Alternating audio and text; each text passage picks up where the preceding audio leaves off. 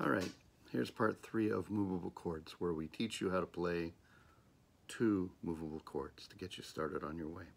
The first one is the D7 that we showed you, and the way we get there is we play a C6, A minor 7, then we put our first finger across the entirety of the strings, kind of like that, right there. Now, it's important that your thumb is behind. Okay, so they're like that. You can brace this finger here with your second finger, and then you can use your third finger behind to drop onto the C note right there, or you can just do the whole thing like that and drop it right there, like that. We'll practice these in a minute with better camera angle. The second chord is the B flat major chord. It's kind of a pain in the butt to learn, but we use it for so many things. Key of F is a great key for most of us to sing in. Lots of songs are in the key of F, and the 4 chord is B flat, and so it gets used a lot. Okay, we learn it by right here, playing C7, right, first finger, and then we bridge over to the F note. So I'm here, and I'll play like that, F, just right there. So C7, play the F note, and I'm bridging both of them.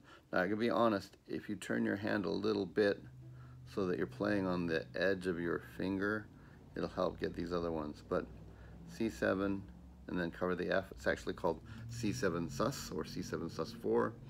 And then if you just crawl your second finger up, and then your third finger up like you're doing the E minor chord, but starting on this note right here, you get a B flat 6, G minor 7, could be either, and then the B flat chord.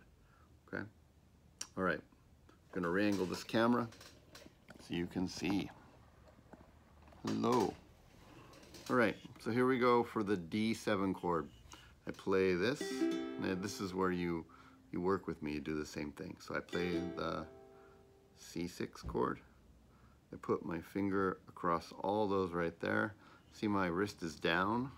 My thumb is able to be behind like that, right? So I get nice, comfortable, even pressure against the strings. That's my D6, B minor 7. If you want, you can put this other thing right against there. Wow, it's really bright glare. Sorry about that. And then you put your third finger down underneath right in there. Or I'm going to do it like this. Okay, so here we go. C6, D6, D7. Okay, and again, C6, make sure your thumb's behind, make sure your wrist is dropped a little bit so that you're not grabbing it like this, right? Okay, you can support there. When I go to play the 7th on the top though, I throw that right down there, like that, D7. Okay, one more time, C6, D6, D7. There we go. This up here is a reminder. We're going to go C7, grab the F note with our first finger and bridge those two. That's C7 sus, or sus 4. Talk about why later. Then you put your second finger up like you're making, you know, the stairs that we did for the E minor and the B7 chord. That makes a G minor 7 or a B flat 6. And then finally the last one completes and you make all of those. It's actually very tough to do. It's a challenging chord, okay? But if you take it in steps and you're patient, then you'll have it. And the difference between the person who plays uke that can't play the G chord and can play the G chord is a world. And then the difference between the person who plays uke that can play the B flat chord and not play the B flat chord is also huge in terms of capabilities and things. And so this is well worth your time. Even if it takes you a little longer than this class to get good at it, it's absolutely worth doing. Okay, so here we go. C7. Oops, wrong chord. I'm looking at the camera. It's upside down for me. There we go. Sorry, C7. It's embarrassing. And then I'm going to walk this up. And again, my thumb is behind here, right? So I can do a C7 sus 4, right? Now I'm just going to pop my second finger on there. G minor 7, B flat 6. then I'm gonna pop my third finger on. Now, if your hand shape is wrong, or you're tilting your ukulele far out, then your fingers are gonna come flat on the strings and you're gonna get this sound. Okay? Pressing harder is not the answer. You don't need that much pressure. You need to have the correct shape, like this, right? So, and then there, okay? If I didn't press down those two strings, you could see that I have this beautiful sort of tiger claw, raptor claw look, right? Not sloth, claws, right? Like that. So C7, right? Get these two, knuckle bends backwards a little bit, but the shape is otherwise the same. That's C7 sus, right? Throw my second finger on the third string, second fret. That's G minor 7 or B6.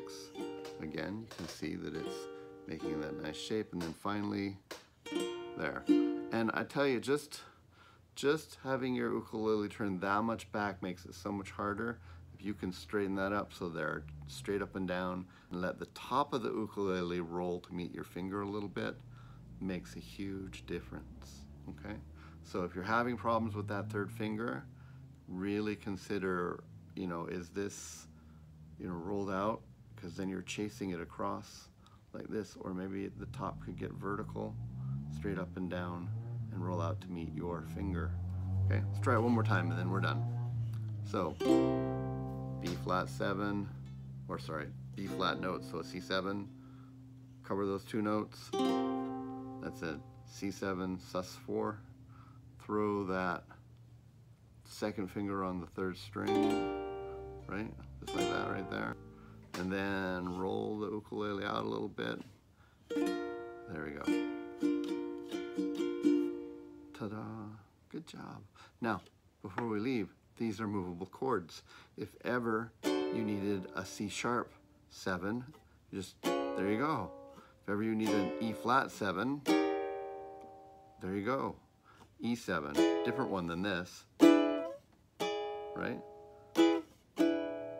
Same chord, different place. Same thing, you need a B major chord, need a different C major chord, C sharp chord, D chord up here.